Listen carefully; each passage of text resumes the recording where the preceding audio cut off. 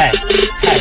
Mirror, mirror, who's the freakiest of them all? Got him playing in my drawers while I'm feeling on his balls. Wanna live from head to toe, got him begging for some more. I won't let him fuck unless he address these science. Her girl Tina Snow. Spinning it over in the back of the car. Sticking his cat with that bill like Jafar. Stamina must be as long as your stroke. Bitch ain't on top of you know I'm the go. After the nothing is up for Verdon. Your time is cut, get more like a line. Don't trust on nigga if his name rhyme with Sean. 5 feet down in the hottest and they sound. Hey, yo nigga like my curves, cause I'm busting out my gown. They get the dick, they got some hoes up in view, man. If your baby mama trippin', she can taste my Saint Laurent. Bow. Got you giddy with my big old pretty titties. Just you fucking with the realest and my bad bitches off in me. And a nigga won't forget if we out here paying for shit. My list ain't got no limit, ho, stop calling from your cricket, yeah. Hey, hey.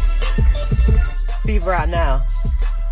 What's up, everybody? Welcome back to another episode of HonesTEA with your boy John. I missed you guys. Did you guys miss me? Before we get started, I do want to say happy anniversary to my husband. We have now made 3 years of marriage, and it feels so good to be in love with somebody that loves you just as much as you love them. I will talk about more about my anniversary and everything else like that later on in the show, but right now I want to get started with these topics because it's so much stuff to talk about. Nevertheless, let's get right into these, you guys. The first thing I want to talk about is the epidemic of the coronavirus. Epidemic or pandemic, whatever. It's a crisis right now. We all know about it. It started off in Asia, China, and it migrated to Europe, and now it's here in the US. And that was getting a little bit too close to my home. I don't know where you guys are watching from, but I'm in the Chicagoland area, and so it's now here. And when I was out on vacation and everything like that, I couldn't pretty much enjoy it due to the fact of the matter was that everything was getting shut down. And when I got back to Chicago, they put Chicago on a lockdown. So I don't know if you guys are locked down yet, but it's coming. So just be prepared for it. So like everybody else is doing, running out of toilet paper and stuff like that, make sure you stock up on toilet paper. I don't know why. I think the coronavirus makes people, wash their ass a little bit more, and so maybe that's why they buying all this tissue. I don't know. I don't care. I do want to talk about these Trump checks that's going to be coming. Donald Trump is out here issuing Trump checks. Donald Trump checks. I want my check. That's not my president. That's your president, but I still want my money. Now, I'm fortunate enough to have a job that is paying for me to stay at home.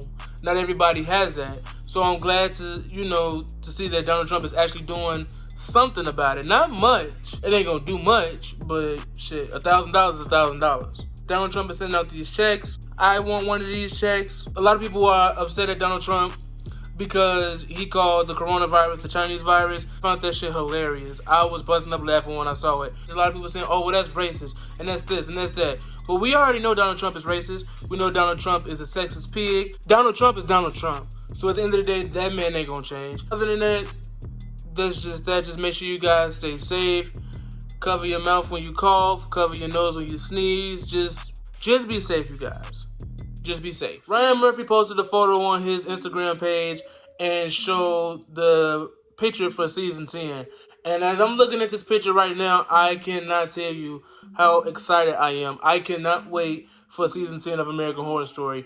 Everybody always is so quick to say when they see a photo or when they see like a promo or they see something, they be like, oh, American Horror Story finna be boring this season. But then you watch a couple of episodes, you be like, damn, this might be the best season ever. I know for a fact that every season of American Horror Story has elevated every other season. Everybody loves Coven, and they act like that's the best season ever. But if you ask me, because you didn't have to ask me because I was going to tell you anyway, Apocalypse is the best season, and Roanoke. I can go on and on and on, but it's not about that. I'm just talking about this season 10 picture that he just posted. I don't know what it's going to be. Is it going to be like Lost at Sea on this island and can nobody find you? Boat cruise like the Titanic gone wrong? I don't know what it is, but all I know is that I cannot wait for it. So Ryan Murphy, do what the fuck you gotta do. And we also have the guy from Home Alone, Kevin or Calvin. I haven't seen Home Alone in so long. So, and I don't even know his name. I just know he was a little kid on Home Alone. But he's going to be starring in this new season. They also have Sarah Paulson back. They also have Peter Evans back, or Evan Peters. One of those. They both sound like first and last names to me. So, whichever one I said, oh well. But nevertheless, I cannot wait. So one of my favorite franchises of Love and Hip Hop is Atlanta, and it is now back on the air. And I'm so excited about it because I always been wanting to talk about this for the longest. I have to say this episode, the first episode, was okay.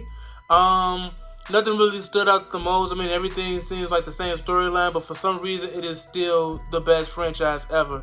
Next to Hollywood and then Miami, because, you know, Trina. The only thing that stood out to me the most was Young Jock and Kendra. If you guys follow Young Jock, as far as his storyline from the moment that he been on Love and Hip Hop Atlanta, is that this man got too many hoes and too many damn kids. Jock got like 12 kids. He's engaged to this lady named Kendra. And she's a sweet girl, and you can tell that she really do love Jock. Like, she don't even call him Jock, she calls him Josiah, which is, I think it's his first name or his actual name. But more so, she really do love this man. And I think that she would give this man the world, even if, you know, he wanted the world and then Mars and then Jupiter and all them other planets. I think that she would go above and beyond for him. Do I think that he would do the same for her? Maybe. I really can't tell. I just only go off of how I've seen Jock over the years. And yeah, I know it's TV, but shit, you just never know. She wants Jock to get a vasectomy. Everybody was dragging Kendra online saying like, how dare you? But bitch, how dare y'all? Jock got like 12,000 kids. I want this nigga to get a vasectomy too. Every person that he done slept with done got kids. And she not trying to be one of them. We already got 12,000 kids. I'm not finna give you no baby right now. I don't even think any of them in their teens, to be honest. So it just goes to show you the type of man that Young Jock is. Whorish, because you have all of these goddamn kids, play these girls, and now they all like one big happy family or this one big old cult because they all be kicking and be having birthdays together, which is fine because there's nothing wrong with that. There's nothing wrong with mature women being able to get along with the other baby mamas. But Kendra don't want to be a baby mama. Even though she's engaged to this man, you just never know. She don't want to be like one of them. And I don't blame her. So y'all really need to get off of Kendra's case because at the end of the day, y'all should be looking at Jock like, what the fuck? Why don't you want to get a vasectomy? If you really love Kendra, you would do that. Why can't Kendra just get her tube side? Maybe she do want kids. But maybe she's saying like right now is not the time. Y'all already got 12,000 kids to be parents to. By the looks of it, it seemed like Young Jock really failing because I remember over the summer, this man was caught in the Ubering. Not taking the Uber, but Ubering. But nevertheless, get off of Kendra. You know what I'm saying? Leave her alone because she has every right to ask her fiance to get a vasectomy because they already got so many kids. Speaking of Love and Hip Hop, my second franchise is Miami. And the only reason why I like Miami, like I said earlier, is because of Trina. But to be completely honest, I have not been watching this season. I think I've seen the season premiere, and then I seen last week's episode. When I saw the season opener and she was talking to Joy, and she was just like, I'm never gonna be okay with this. My mama died. You know what I'm saying? Like, I felt that. Season opener was really, really good just to see that, you know. I hate to see Trina grieve. I hate to see females cry, period. But it was sad to see. On last week's episode, they were in the Bahamas, and it was her mom's birthday, so they went to go and celebrate, giving her like a memorial, pretty much. And everybody was saying something positive. You seen Trina's cousins. I didn't even know Trina had a sister. Trina looks just like her mom, like a spitting image of her mom. And I also like what Trey Daddy said too, because he was basically saying like growing up where they grew up, you know, they had no woman to look up to because all of them was hoes. So when, you know, they would look for something in a woman, they would look at Trina's mom. And was just like, this is what we want in a woman. Which means she knew how to carry herself as a woman. I don't know how Trina, you know, got the baddest bitch and all that stuff like that. But, you know, I'm glad that she got it. Because, I mean, that's the baddest bitch.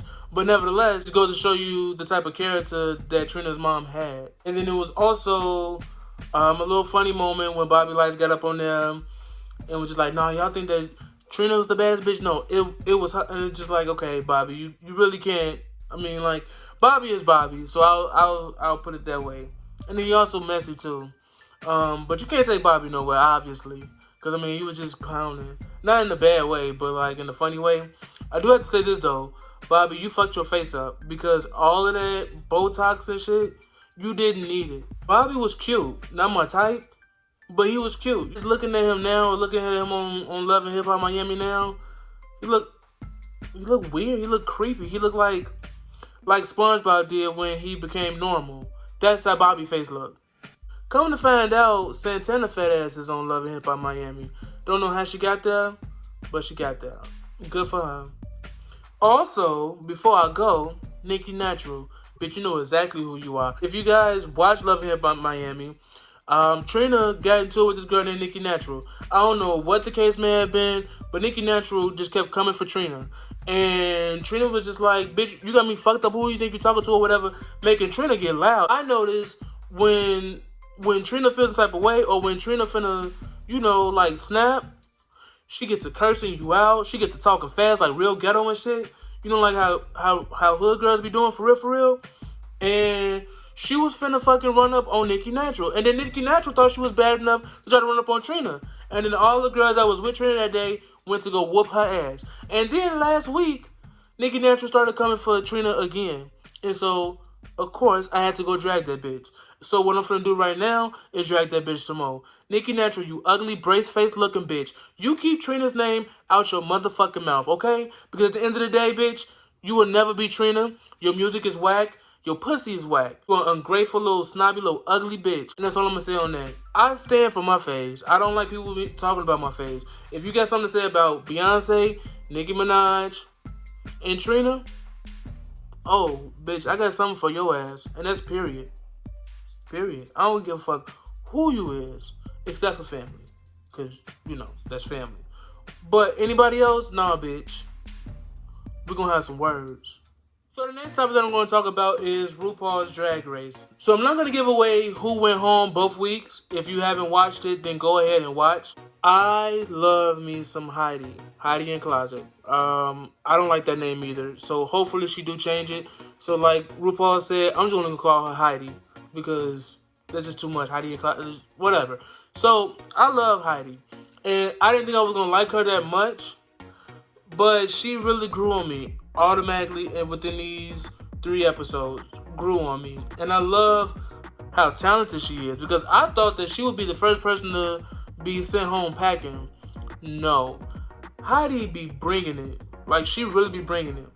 Does she bring it like Jada Hall? No, because that's my bitch. I love Jada Hall. This week, it was so hilarious because the judges, when they do their runways, the judges always got some type of commentary to say. When I tell you the judges took off on all of the commentary, like me and Babe, we just could not stop laughing. Like we was just busting up the entire time because they always had something funny to say. But I have to say this though. Jada Essence Hall, she snapped on all of her looks.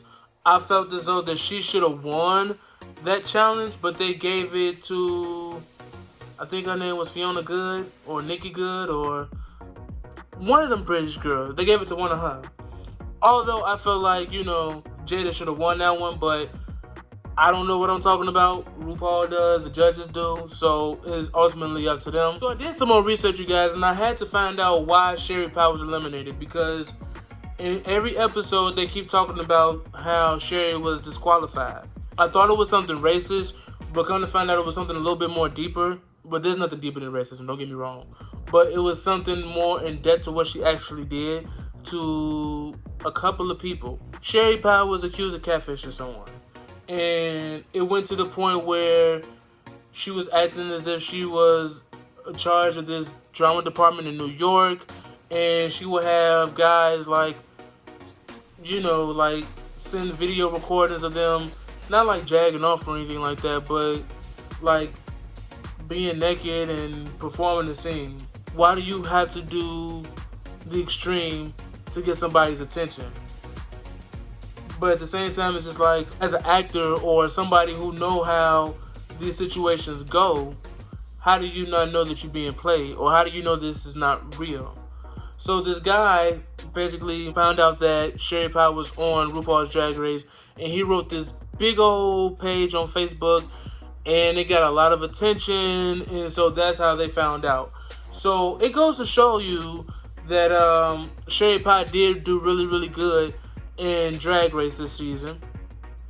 And she made it pretty far because they wouldn't keep showing that if she didn't. It also shows you that people are sick in this world. I'm not accusing Sherry Pie of being sick.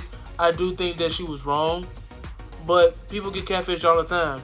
Shit, I myself was a victim of catfishing, but I'm not gonna go there. But do keep in mind, you gotta stop being so gullible. If you're an actor and it's for a drama department, not for no film or anything like that, we gotta do like a demo reel or anything like that. But if you have to be a part of this audition and they're saying you gotta get naked and shoot steroids, like, that don't sound right. I like Sherry Pie. I'm glad it's not a race thing, even though it's fucked up that you over here catfishing people when I think that you are cute. You know what I'm saying? Like, I think you're cute enough to not do that, but people got their own insecurities, their own issues, so I can't judge. I just want to see how far you made it, because I feel like you made it far enough. I want to say that Sherry Pie could have possibly, I'm not for sure if this is true or not, but it's just my predictions. Like, I'm pretty sure Sherry Pie probably made it into the top 5. Had to, because she is super talented. Speaking of top 5, this is what I would do. I think that Heidi in Closet, Jada, Essence Hall, Sherry Pie, well, I think those are the top 3 that's going to make it in the top 5. And maybe Britta, because I like Britta, you know? Yeah. So I just need one more person, but I can't think of him right now. But I do feel like Sherry Pie is probably in that top 5, and that's why they had to keep production and everything like that as possible. So I don't know. So the Real Housewives of Atlanta. Kenya Moore is at it again. And it's so irritating because they really do let this girl get away with murder. Last week's episode, they were in Greece and they were out to eat. And Kenya started like asking Cynthia, like, well, what do you know about this wine? Or what do you know about that wine? Do you think this, what would you pair this wine with? Or what would you do with this? And what would you do with that? And basically trying to make Cynthia seem like she don't know what she was doing. Which we all know that Cynthia don't know what she's doing. We know that she just wanted to open up a wine cellar and is doing good. So why hate on her business? Kenya's the first person to always say, don't come for my daughter, my man, my marriage, and my business. But before she had a man, a marriage, and kids, only thing she had was her business. The fact that you would sit there and try to come down on Cynthia's throat, who was supposed to be one of your best friends, is super, super shady. We get that you're going through this whole situation with Mark, you know, your husband being gay, and you having like this fucked up marriage, but it doesn't give you an excuse to be an asshole. It doesn't give you an excuse to be petty. It doesn't give you an excuse to be spiteful. Last week's episode, her and Nene was getting into it because at the end of the day, Nene was trying to comfort Kenya, and Kenya wasn't trying to have it. Nene was just like, and that's why your husband didn't want you. Everybody, you know, ran to Kenya's defense, like, no, that's a little bit too far, like, that's a stretch, like, why would you do that, why would you say that? And in Kenya's defense, that's probably a reason why she didn't want to take Nene's condolences or apologies or anything like that seriously, because she felt like she was going to bring up her marriage at any time. But she wasn't doing it at first until y'all really got into it. When she was trying to give you real advice, you weren't trying to take it. She could have did that shit there, but she didn't. Nene was just like, I'll spit on you, like, you know, and it looked like she was spitting on her, but, or it looked like she tried to spit on her, but she didn't. And everybody else, you know, which I don't blame them for either, they were just like, yeah, Nene deserved to get her ass whooped. If she, like, you know, somebody spit on me, like, I'm gonna whoop your ass, because, bitch, I'm the same way, bitch. You spit on me, you might as well just try to hit me before you try to spit on me, bitch. Because that's just a little bit too far, and that shit is super, super trifling. Everybody was pretty much sticking up for Kenya. It's unfair because Kenya has been shady, vindictive, petty, spiteful, hateful this entire season. All because she knew that her marriage wasn't legit. Y'all should really stop letting Kenya get away with murder. I don't like how Kenya was trying to come for Portia when she had that bathing suit. She was just like, girl, you know it's not going to fit you. Like, try the Atlanta section. Like, why are you being petty? Like, why are you... Y'all just got back cool. Like, why would you want to, like, stir up drama? And then, like, even when Portia was sitting on something by accident, and Kenya was like, act like you been somewhere. Like how was she supposed to know? I'm pretty sure they did say, do not sit or do not touch. And she probably did it anyway. We all know Portia ghetto. But at the end of the day, like, don't call her out on it. Nene and Candy will possibly be beefing again. So Nene took it to social media and basically like outed Candy and was just like, you know, this entire season you've been sticking up for Kenya and y'all ain't never once had my back. None of these girls have had my back when it came down to Kenya. And I can understand Nene frustration because at the end of the day, like, I'm not taking up for Nene because I'm not saying like Nene is just this goody two shoes of a person, but when you're right, you're right, and when you're wrong, you're wrong. Y'all so quick to call out Nene when she's wrong. Y'all know that Kenya doing wrong, but y'all just shake y'all head and y'all possibly laugh, or y'all turn the other cheek. I don't like to see my favorite people into it, but it's also good TV. Like, Nene knows how to make good TV. Like, Nene can stir drama with anybody. And like, if you guys watched the Housewives back in the day when Candy came on season 2, they used to get into it a lot. They had this love-hate relationship. For some reason, I feel like, you know, they have big personalities in their own way.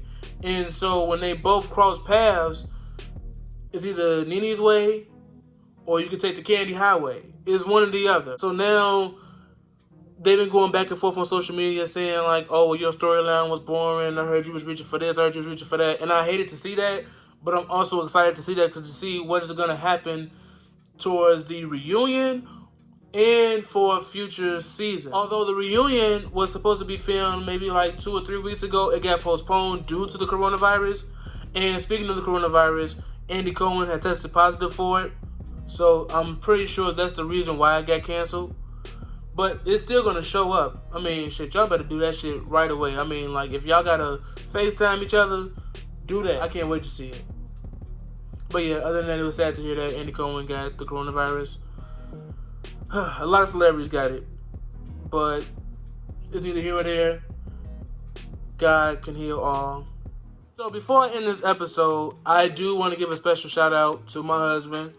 We officially made 3 years on March 23rd. Today is my anniversary. We'll probably be seeing this episode either Tuesday or Wednesday because that's usually when I get done editing and that's when I upload to YouTube. Never in my life would I thought that I would have found someone like my husband. Someone who matches my hustle, exceed my expectations, and make me want to be a better person. Not just for myself, but for another person. My husband brings out the best of me. And I like to say that I bring out the best of him too. And the love is so strong and the love is so fulfilling. And it's just such a good feeling to be in love with somebody who loves you just as much as you love them.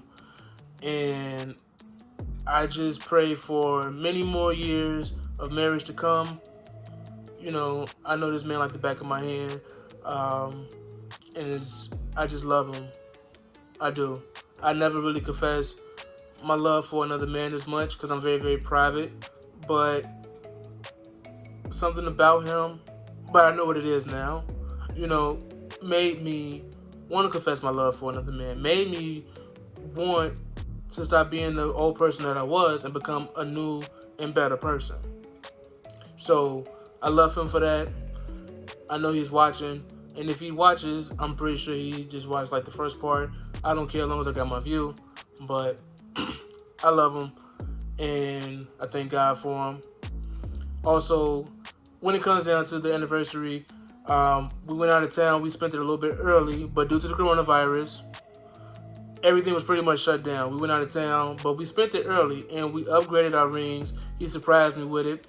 And so I love it. Look how shiny it is. Like, it's beautiful. And so tonight, I'm trying to wrap up filming real quick because I had to put a little surprise together. Hopefully, if I do this right, you know, as I'm talking, you're seeing what I'm doing.